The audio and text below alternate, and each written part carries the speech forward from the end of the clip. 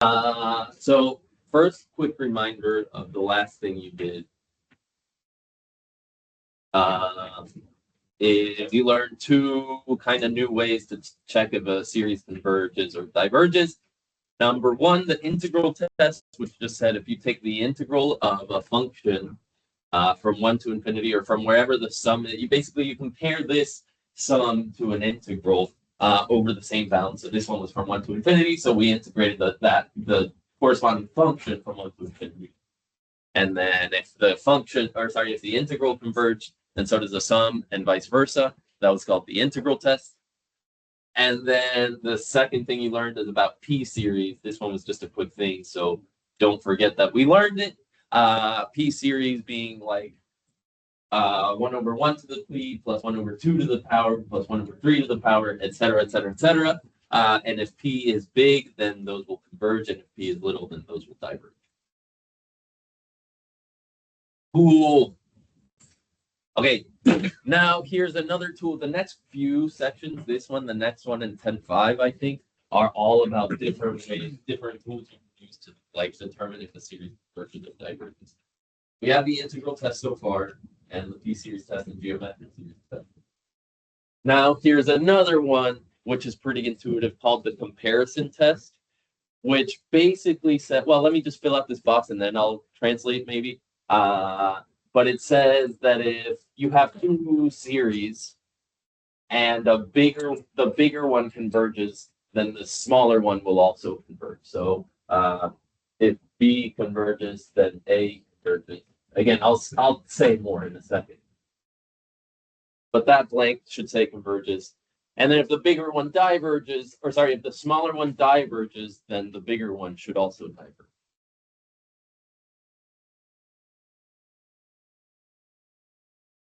So the idea is basically if you see this series, for example, let's just talk about the example given. That series right there that I just put my mouse on. And I'm like, this is not a P series exactly. This is not a geometric series exactly because of this +1 right here. So it's hard to tell if this is going to converge or diverge. But I know a different series that converges, and it's bigger than this series. A different, bigger series converges. Well, this is smaller than a converging series, so this one must also converge.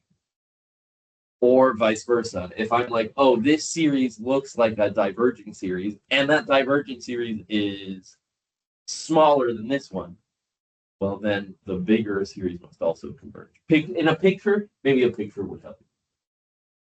In a picture, say you're interested in like, let's say these are the terms of a sum, and you're like, is this going to converge or diverge? Those blue terms are the terms of a sum. You're adding all those together and checking if they converge or diverge. And you don't know whether those converge or diverge, but you do know that this black sum that has all bigger terms, if you know that the black converges, well, the blue is only smaller than that, so there's no way the blue one goes to infinity, but the black one converges. That's the idea of this limit comparison test. If the black one converges, then that implies that the blue one converges.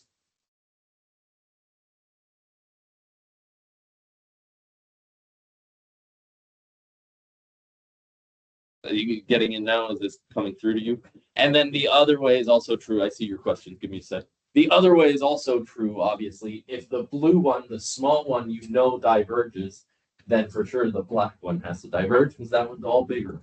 So there's no way the blue one goes to infinity, but the bigger one doesn't. That's the idea, that you're comparing it to a different series, to a different bigger series or a different smaller series, and making a determination on that. All right, Bree, what's up? But only one sided. Not no. Oh, I see. No, you don't do them both at once. You look at the. I see what you're saying. You're not trying to squeeze your sum between two other sums. You're trying to check if my sum is smaller than a convergent series or bigger than a divergent series. You'll see when we do examples. You guys all seem confused, but this is all very simple concept. Once you see an example. Question: If like if the bigger one diverges, or for the top one, if the bigger one diverges, then just a diverge to it. Well, that's what, then, yeah, then you can, then this is not very helpful. Sam is saying, I'm trying to figure out the blue, and I know the black one diverges. Well, then that's not very helpful because this is smaller, so maybe it converges, but maybe it doesn't. Okay, all right, let's do an example before you guys get the wrong idea for this, because this should be pretty, like I said, not super hard. So watch this.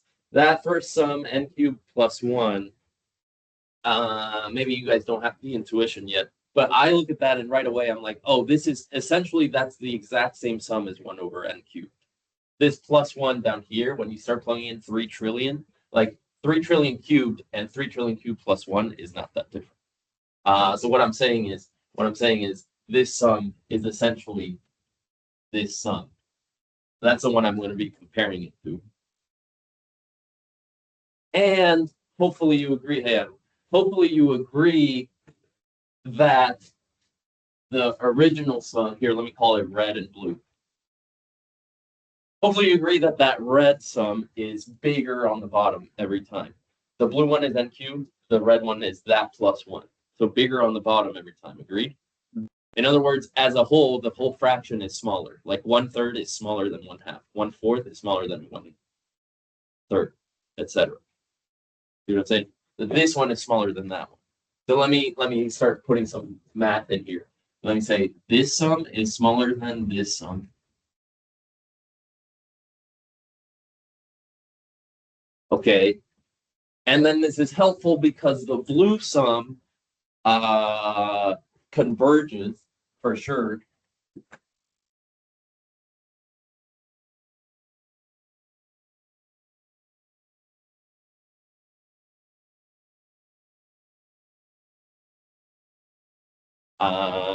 First of all, let me ask, how did I know that converges just by looking at it? What type of sum is that?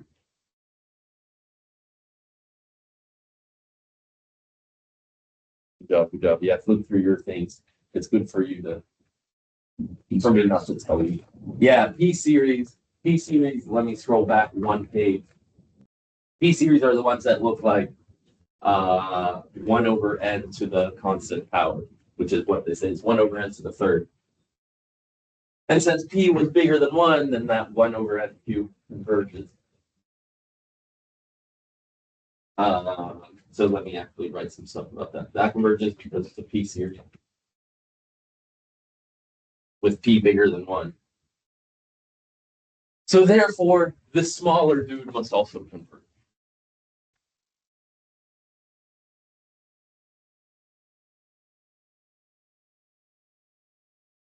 Let me put a period here, make this a separate sentence. Therefore, this the one that I'm actually interested in, has to converge by the direct comparison test.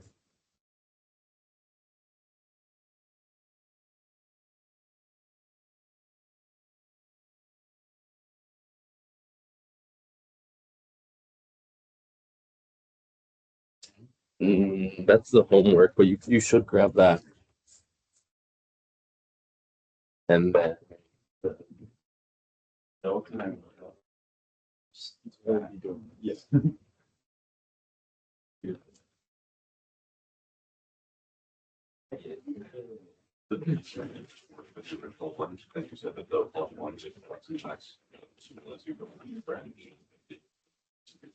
yeah, but you shouldn't be writing like it's not very mathematical to say this is basically the same sum as that, so it must converge.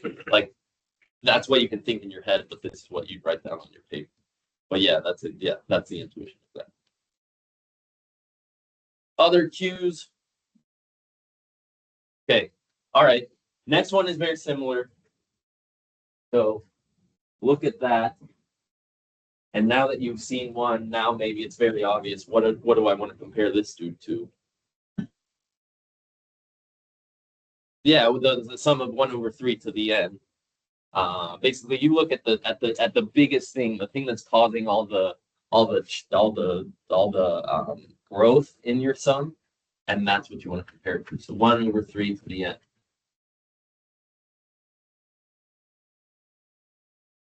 Okay. Hey, Jeff. Now you tell me, is the original sum smaller or bigger than the blue one? Okay, smaller because the bottom is bigger. You know, like it's the same sum, just two bigger on the bottom of the original one. So overall, the fraction is smaller. This dude is smaller. So it'd be nice if we knew if this one converged. And right now, maybe it's not super clear if it converges or diverges. But does anybody see whether the blue one converges or diverges based on what you know already? You know? Definitely geometric series. Good job! Yeah, this is a geometric series one. Yeah, good job. And if you haven't practiced or done your homework at all, then that can be pretty, it's like a lot to keep track of. So for sure, Unit 10 homework is worth doing. But you guys haven't had that much time to actually start that homework. So good job. I'm impressed. You remember that this is a geometric series. If you don't see that, you don't have to write this step if you don't want. But just to make it super clear to everybody, that's equivalent to that. That left side equals that right side. And when you write it like that, then it's very clear that it's a geometric series, like number times common ratio to the nth power. That's a geometric series. And again, sorry if this is very obvious to you, but I'm trying to make sure you guys are keeping track of everything. Why'd you say right away, just looking at this, that this converges? Like, I know it's a geometric series, but what about a geometric series do you look for? Like the R is smaller. Yeah, good job. If this is smaller than 1, then it converges. Cool. Okay, so here's my sentence so far. My original sum is smaller than this geometric series, and that geometric series converges.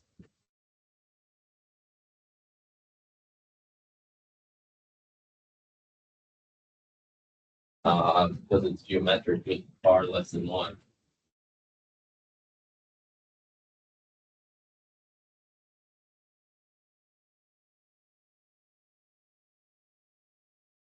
So what we have is sum that is smaller than a convergent sum. There's no way this one diverges. This is smaller than something that's finite.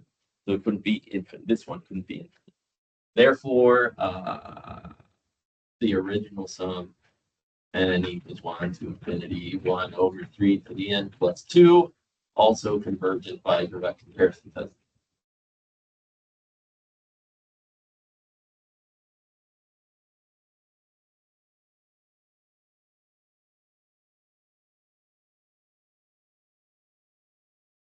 Boom, good job. Question. I think you're safer to do it. I think you're safer to do it. A lot of times these are within other questions. Like, for example, you have to do something with this sum. And to do that something, you have to know whether it converges or diverges. Then in those cases, they don't super expect you to write out a full paragraph before you even start doing the problem. But if they ask directly, does this converge or diverge, then yeah. But if they're asking you, okay, take this sum, now find out where it does this or whatever, then you might want to say this for sure converges. So therefore I can do this thing that you're asking me, but don't write the entire, you don't necessarily write the entire thing. Question. It's kind of more general, but on the test, are we going to get like cues as like whether or not it's like, oh, should we be using the direct comparison test or the integral test, or I've seen have to both. remember like when to use? I've seen both. The question was, what are we going to get on the test? Like, use this test to determine if it converges or diverges. I've seen some tests that say part A, use this test to figure out if this converges. Now do something with the sum, etc. And I've seen, like, on the multiple choice section, they just give you a bunch of sums and they're like, which one is these converge? So I've seen both, but a lot of times they do give you some guidance. And even if they don't, I want to make you a little sheet that we'll do at the end of or maybe in the middle of the unit. At some point, I want to make you a little sheet that says, here's all the stuff that we learned in Unit 10. Here's when it's useful. Here's what to look out for. Here's geometric series, P series, this test, that test, etc. because it is a lot to look at already. Like we're 3 sections in and you already have 1,000 things to keep track of. It only gets bigger from there. All right. Any more questions? Okay. Next one. Well, okay. Hopefully you developed the intuition to compare this to what some of you guys. Yeah, 1 over the square root of n. And this one is funky because the bottom of the original sum is actually smaller than the bottom of the sum I'm comparing. You know what I'm saying? So overall, the original fractions are bigger than the new fraction. But this should be a bigger sum. Okay.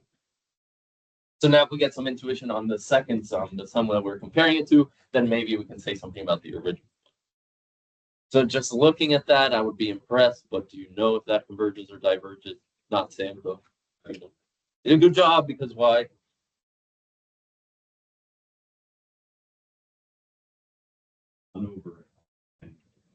Good job.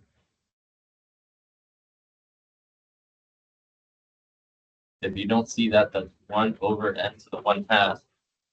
And P-series has to diverges because yeah, good job. This is a p-series because it's the power that's constant and the n that's like the base that's changing, the n, that's the n. And p-series diverge when this is smaller than 1. When p is smaller than 1. Okay, so this is equivalent to this, and that sum diverges by, because it's a p-series part with p less than 1.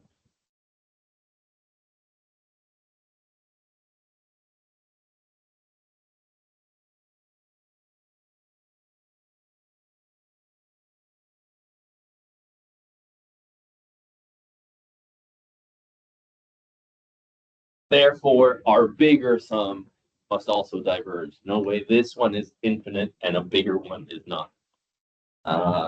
P equals P less than 1, therefore the original sum n equals 4 to infinity. 1 over square root of n minus 1 diverges by the direct comparison test.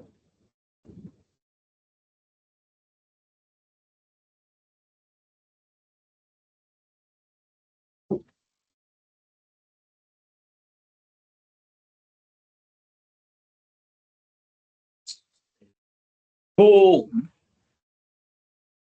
Okay. All right. That's that. That's the direct comparison test. But if you flip the page, then you get another different type of comparison test called the limit comparison test. And the idea behind that is, I don't know if I should just do an example or talk about it.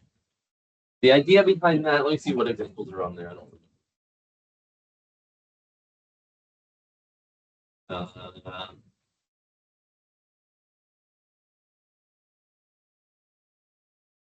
Yeah, let's just do the examples on here, and then you'll get the idea. So let me tell you the idea, then I'll tell you how to deal with that by using the limit comparison test, and then you'll understand everything. So watch this. Pretend that limit comparison box wasn't even there. I'll read that to you later. And join me on this very last example. Let me do it out of order. Okay, so join me on B here. Pretend I didn't say anything about the limit comparison test. You would want to compare this sum if we were still doing limit comparison to the direct comparison test. You would want to compare that sum to which sum? trying to compare. Yeah, that's the guy that's determining everything. The n cubed on the bottom is determining how big this gets or how small it gets, whether it's convergence or divergence or whatever. Yeah, so in your heart, you should look at that and say, this should be the exact same behavior between these two sums. They're basically the same sum, just this one is a little bit less on the denominator. Also, I just noticed this, but 2 mistakes. Here it says k equals 1, and this is an n, so those should both be either n's or k's. Let me make that an n. And then the second thing is that we probably don't want this to be negative ever. So let me just, for simplicity, let me make this a 2. Let me make that go from 2 to infinity. Just so we don't get negatives and like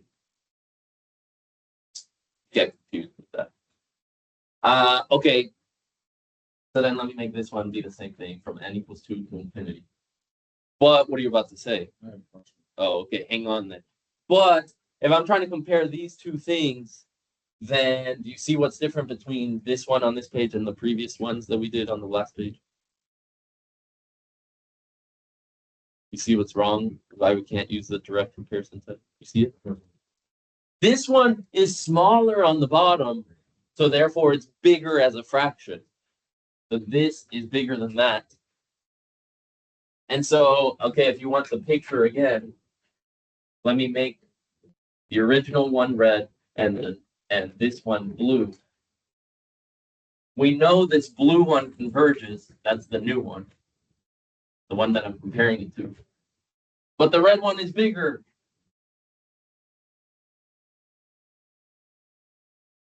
So if this blue one converges, that's great. But that doesn't tell me that much about the red one because the red one might diverge. It's bigger than a convergent one. That doesn't tell you anything. So that's sad news. But again, in your heart, you should be like, this is exactly the same sum. This should converge if that one converges. But you can't use the direct comparison test because this is bigger. So this is when the limit comparison test is useful, and the limit comparison test says what it says in that box up there. But let me answer these questions, and then I'll show you what the limit comparison test is all about. So first Sam, then Guy. Like you said that, like the n cube is the part that's like determining the thing. Is that like it's like similar to like the derivative? It's like whatever n cubed or like x cubed minus like 5 or whatever like extra number it is. That doesn't really matter. Yeah, exactly. Yeah, exactly. Yeah. It's like the biggest term of growth is determining basically the outcome of the series because you're looking as this goes to infinity. God, is this gonna move it everywhere? You're looking as n gets to infinity. So the small numbers where the -2 makes a big difference matter less than the enormous 3 trillion size numbers where the -2 does make a difference. Guy and then James. So it's an issue that we can't do the comparison test because the original is going to be less, but on the previous one, there's also an plan example comparison test. Nice. Yeah. Okay. Good job. Guys talking about why was the problem down there and not up here? It's because this one it is bigger than the one we're comparing it to, but we knew the one we compared to diverged. So if my sum is bigger than a divergent series, well, if the smaller one's infinite, then so is the big. Whereas this one is the opposite way. It's bigger, but the blue one converges, so it doesn't tell us it. Nice. James. I understand why it's like bigger, so like we can't use that same test, but wouldn't we still be able to say it converges because if it's like 2 bigger than a known amount, that doesn't mean it's infinite. Like, so why wouldn't you just be able to use the last test? Well, it's not 2 bigger than a bigger amount. It's each term is 2 bigger than the given amount. So maybe all of those infinite number of 2 biggers make a big difference. That's the idea. But you're right that it won't. And you're right in the intuition saying this isn't big enough to make a big difference. But on your paper, that's what you gotta convince the reader. All right, so how do you convince the reader? You do this limit comparison test, which basically says, let me take the ratio of these two and see if they grow at a similar rate. Actually, what it really says formally is you take the limit as n goes to infinity. This is why it's called the limit comparison test of one sum over the other one. And it doesn't matter which one you put on top and which one you put on bottom. I'm just going to put the original one on top over the second one on the bottom. Again, intuition on this in a second, but the summary of what's going to happen is we're going to take this limit. If we get a number out of this that is not 0 and not negative, I guess, but that won't happen. As long as we get some positive non-zero number, then these two will grow at the same rate, is what that'll tell us. meaning if the blue one converged and so did the red one, and vice versa. Okay. So that's what we'll be doing. Here's me taking this limit real quick. Again, I'll explain that in more detail in a second, but I just want to show you that this isn't super hard. If you see fraction on fraction, what does your heart tell you to do? Yeah, okay. So here's me keeping changing, flipping. Actually, let me do it all at once. Not division, but multiplication by n cubed over 1. And that'll give me n cubed over n cubed minus 2. And then hopefully you've seen enough limits by now that you can tell that this limit is going to be 1. Or shoot, I meant to ask you that this limit is going to be what is what I actually meant to say. But yeah, I gave it away. Since this degree is the same as that degree, then you do the ratio of the coefficients, it's 1 over 1. So this limit is 1. Cool. And then that's all I needed. If I read you this little box, it says if you get a finite and positive, as in non-zero, or not zero, strictly positive number, then that tells you that both of these are behaving the same way. So since the blue one converged, the red one has to converge by the limit. So final step in this would be to say, therefore, since blue sum converges,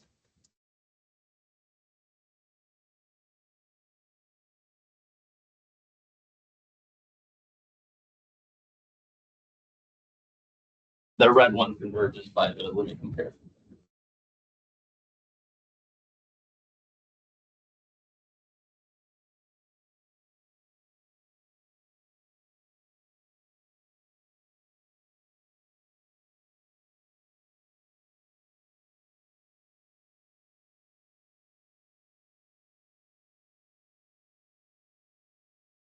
Cool.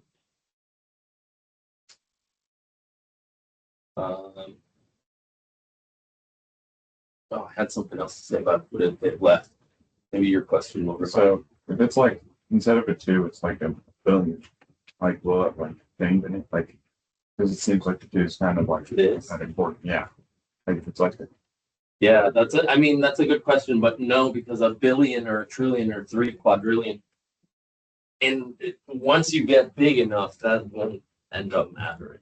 Once you get to like 3,000 million, quadrillion, quadrillion, with that 1 billion that you're talking about down there will be insignificant, especially when you cube it and like compare to that.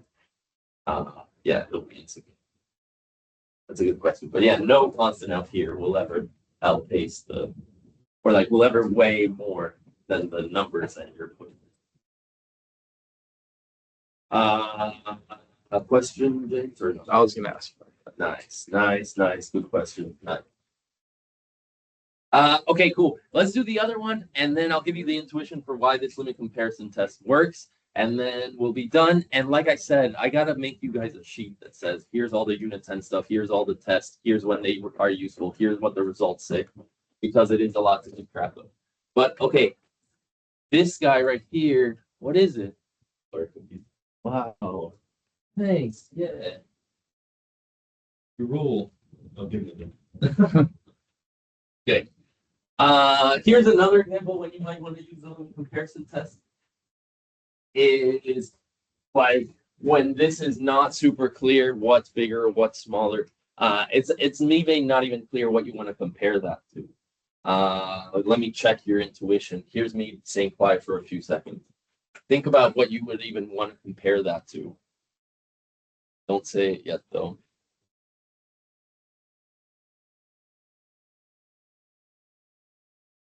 You might be scared to say because this is the first time you've seen sums in general and the comparison test specifically. But based on the other ones, do you know what you'd want to compare this one to? Okay, yeah, that's understandable. But like I said, you want to compare it to the main factors that are contributing to the growth of this. So in other words, the biggest exponent that like I care about this n to the 4th up here and this 4n to the 5th up down there. This stuff the plus 10 and the minus 10 cubed, etc., that doesn't determine that much growth. Like it's the leading biggest growth, the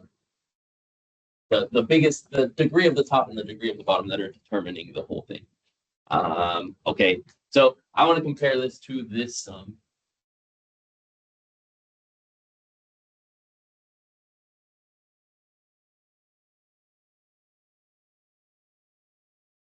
Mr. Cordero, why did you choose 4n to the 5th? You could have if you wanted to, but I just didn't.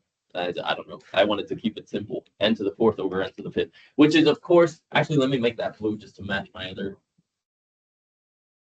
examples that we've done. Okay.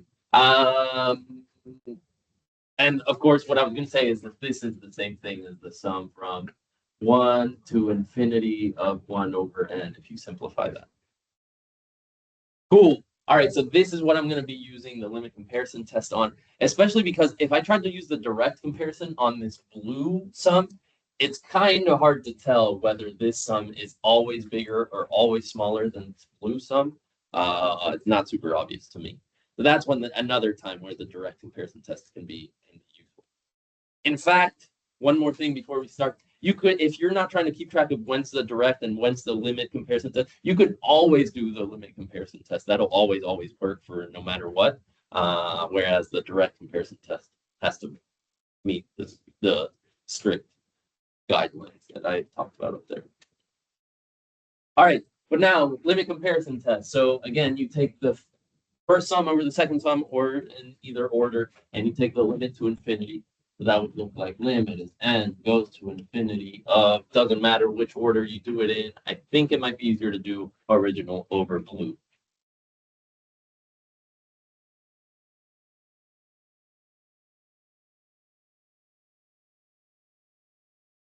There you go. And most of the time, almost every time, you're going to get fraction over fraction. So get used to keeping, changing, and flipping. So that your limit that you're now interested in is if I distribute that n into here, whoop, whoop, I get n to the 5th plus 10n over 4n to the 5th minus n cubed plus 7. And then you should get a pretty easy limit to take. In this case, I get n to the 5th on top, 4n to the 5th on the bottom. So same degree means compare the ratio or the coefficients. And so that limit is 1/4. And again, I don't care that much what the number is. All I care about is that I got not 0, but finite limit. 1/4. In this case, satisfies both of those things, obviously. And so therefore, I can say that my original sum will act the same as this blue sum. So I'll say therefore, since this blue sum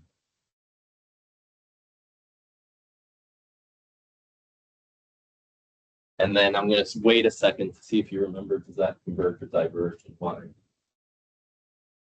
That's quick. It diverges because it's not almost. Good job. Yeah, good job, good job, good job. Yeah, this one in your heart, it feels like it should converge, but no, remember this is the harmonic series. It's basically a P series with P equals 1, and that diverges. So since blue diverges, the harmonic series. Like this particular series has that special name, harmonic series, for reasons that I can talk about later. Since that diverges, the original one also diverges by the direction or by the limit.